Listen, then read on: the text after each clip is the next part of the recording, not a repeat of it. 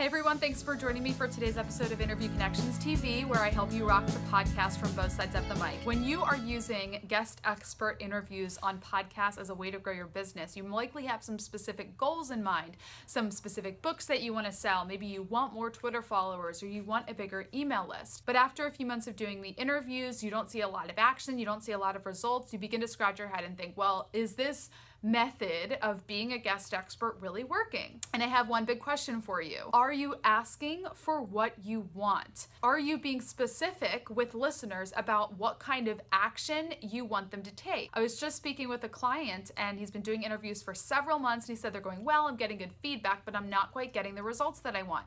And I said, what kind of results do you want? He said, I have a free ebook that I want people to download and I also would like more Twitter followers. So you know what I asked him? I said, are you telling the listeners to download that ebook and are you telling people to connect with you on Twitter? And he was worried that he would sound too salesy. He doesn't want, if the host says, how can listeners connect with you? He just wants to answer that question because he doesn't want to be too forward or too salesy on a podcast. And my big recommendation to him and what I'm telling you is don't worry about being salesy because you're not selling anything. You're not offering a paid program or a paid service.